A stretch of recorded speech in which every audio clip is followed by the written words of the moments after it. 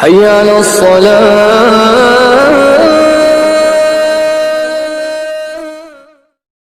علیکم ورحمۃ اللہ وبرکاتہ۔ محترم ناظرین کرام، آج ہم آپ احباب کے سامنے نماز میں وسوسے اور خیالات آنے پر گفتگو کریں گے۔ نماز میں اگر وسوسے اور خیالات آئیں تو اعوذ باللہ پڑھ کر اپنی بائیں طرف تھوک دیں۔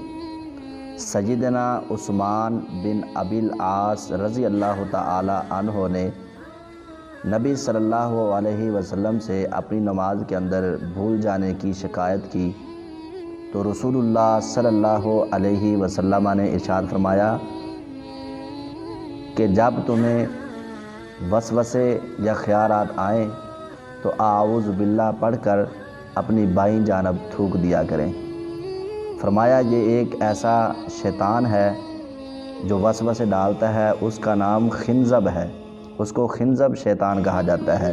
وہ جب نماز کے دوران، عبادت کے دوران انسان کے دل میں وسوسے اور خیالات ڈالے تو اعوذ باللہ پڑھ کر اپنی بائیں جانب تھوک دیں۔